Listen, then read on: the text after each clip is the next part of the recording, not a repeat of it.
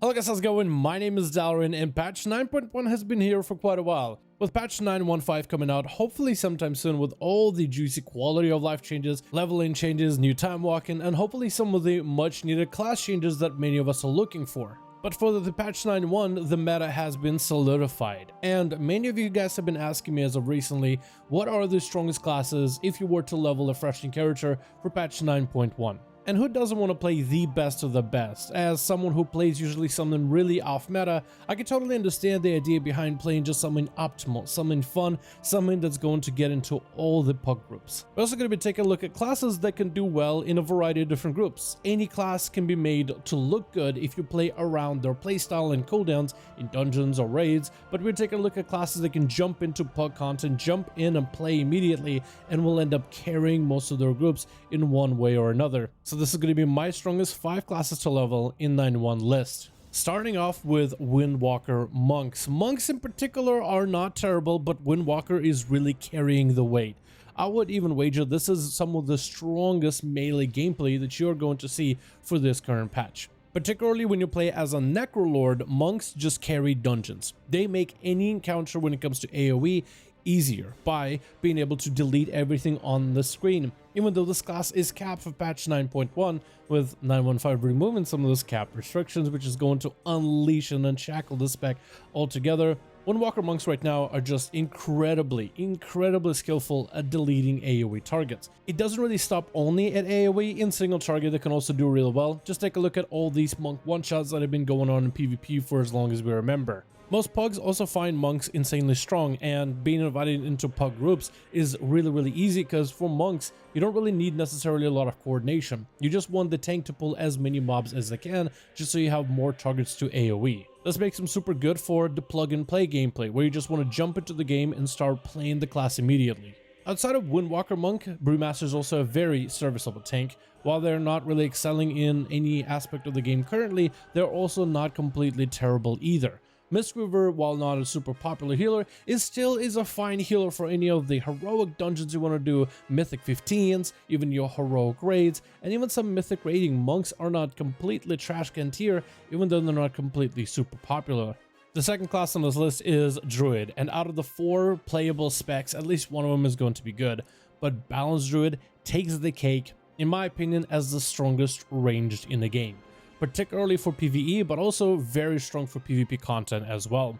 Boomkins are nuts. Out of all the range classes when it comes to the raiding content, especially when the world first race was happening, guilds could have stacked elemental shamans, they could have stacked shadow priests, they could have stacked warlocks, mages, but they ended up stacking boomkins because the amount of raw damage boomkins bring to the team is insane. You have a massive AoE range in terms of your starfall and how it can hit so many enemies at the same time with damage over time, as well as really good single target damage, completely uncapped AoE. Makes them incredibly good for a variety of different situations because of their damage profile and how diverse it is. It also helps that they're super tanky whenever they go in bear form, so in terms of dungeons and raids, they can really take a punch. You got crazy good utility for tanks with trees that you could spawn into, take some aggro off your tank, innervate for healers, and you can even play support roles completely with Heart of the Wild. They're a very flexible DPS. I feel like whenever a druid joins your group, whether it's a raid or dungeon, because of their raw damage, certain trash bags just become easier because you just delete them out of the game. And outside of that, Guardian Druids are one of the strongest tanks for Mythic Pluses. They're super durable. Just go into Incarnation and spam Thrash, and as long as you have your Thrash Legendary, you're literally unkillable. Restoration Druids is also a very serviceable healer with a lot of hybrid potential, where they can bring damage or they can have an easier time healing because of instacast. And Feral Druids, while not super popular for PvE content, they do shred bosses 1 and 2nd to shred in PvP really hard. So Druid as a class just overall seems incredibly good, as all 4 specs can actually benefit and are pretty good at least one aspect of the game. The next class on this list is going to be Warrior. This one was a little bit difficult because it was really between Warrior as well as Rogues, because some of the traits that I named for Warriors, I am also going to name for Rogues, although I feel like Warriors are slightly ahead because they bring a raid buff that is mandatory for groups and does help out, whereas Rogues, they don't really have the same thing. Maybe in 9.1.5 that would be awesome, but right now they don't have anything like that. So for warriors, we have great single target damage, especially from your Arms Warrior. It really skyrocketed out of nowhere for the raiding scene, even though Arms Warrior was kind of sort of good at Castle Nathrium. then really fell behind Fury, and then all of a sudden came back up out of nowhere. It also has a strong performance when it comes to Mythic Pluses, especially as a Kyrian, and this is going to be unlocked even more so with the 9.1.5, giving it a bit of a soft cap for Bladestorm and other abilities. Warriors are also a monster in PvP. With decent enough utility, you have a variety of different covenants that supercharge them and allow them to be just completely overpowered in multiple ways. The reason I put Warrior on this list, even though I wasn't quite sure, is because it's a solid DPS, like top 2, top 3, top 5 in a variety of different content. It's not just incredibly good at single target and raids, while kind of shabby at everything else, it's actually really good at everything. BGs, arenas, dungeons with M+, raiding with progression for single target, anything you throw Warrior into, they're actually really good in terms of any kind of damage output. Outside of that, protection is also a very decent tank, and maybe at some point Fury Warrior will end up kind of coming on top. Fury Warriors generally tend to scale really well towards the end game, so even if you're enjoying Arms Warrior right now and you're not sure how long it will last, most likely Fury will continue carrying the torch towards the twilight years of Shadowlands. The next class I would say is the Mage. Mages are pretty strong no matter the spec. All three of them, from Frost to Fire as well as Arcane, have done extremely well when it comes to PvE content, PvP content, raiding Mythic Pluses, any kind of variety. Just as a class, Mages continue to stand out above others. In raiding, they're a must-have, first of all, just like a Warrior, but outside of it, the performance in raid environment is really good for ranged DPS.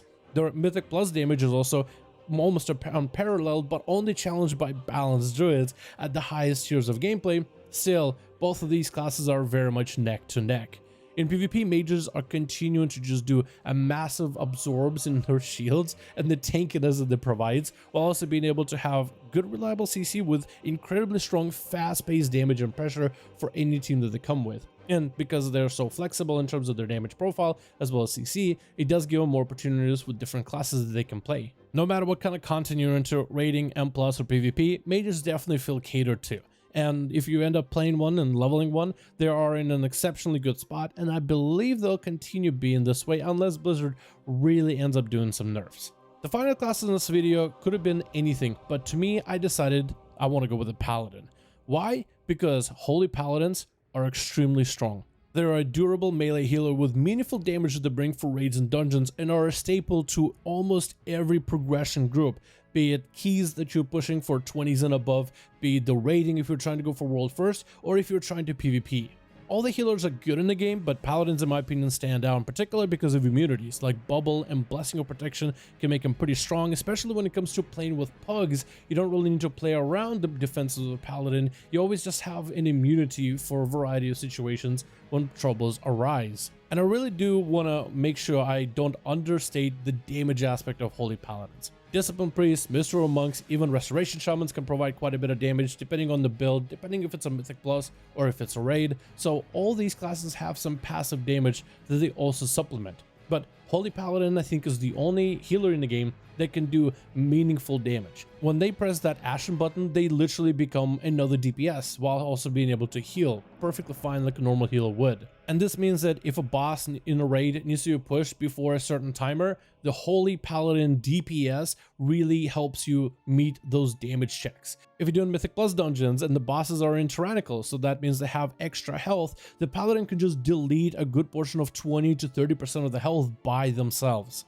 Yes, you can either play the boss normally and cycle defensive cooldowns in order to be able to survive it, or if you just speed up the fight by killing it faster, you don't have to worry about it nearly as much. And in PvP, it must feel fantastic when there's a rogue sitting on you, being able to turn around and slap him back with a couple of hammers compared to some of the other healers who sometimes can't really do much about it. Paladins must feel so powerful. Besides Holy, Protection actually saw a lot of play when it comes to World First in terms of the race for the Mythic rating, and Protection Paladins do ungodly amounts of damage by themselves as well. They're generally known as a glass cannon of a tank. Like, they're really squishy, but they put up a ton of damage. So in the right circumstance, like when they're an off tank inside of a raid composition, this allows them to put up meaningful damage as well if they are not the focus target.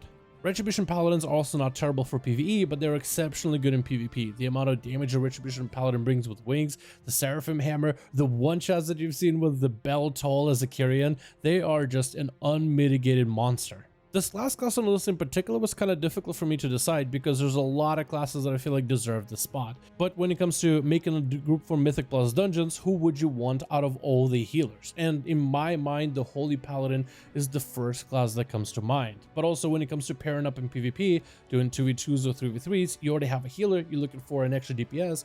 I feel like Retribution Paladins can join just about any composition, and as long as you can get some cross CC, massive damage one shot is probably going to guarantee you a win. But anyway, that's going to be my list on 5 classes that I think are the strongest for patch 9.1.5. Again, there's a lot of classes that could have been mentioned for a variety of different reasons, but I felt like that these guys were the ones that I wanted to mention. 1, because they've been performing really well. 2, a lot of people play them. But 3, they end up making groups much easier at most times. Whether you're queuing arenas and you're trying to find a DPS partner, whether you are trying to do a dungeon and you're looking for the top-notch healer, whether you're looking for some of the strongest DPSs, melee or ranged, whether you're looking for a very tough and reliable tank, these are the classes that I first of all consider off the bat as some of the easy picks for Mythic Pluses, easy picks into raids, and easy picks to pair up with in PvP. But you guys are more than welcome to let me know in the comments what do you think about my list, and if your list is a little bit different, feel free to let me know. Also, link down in the description for Discord. You guys should totally join it, become part of the community. But thank you guys so much for checking out this video. I do hope you guys enjoyed. Let me know your thoughts, and as always, I'll see all of you guys in another one.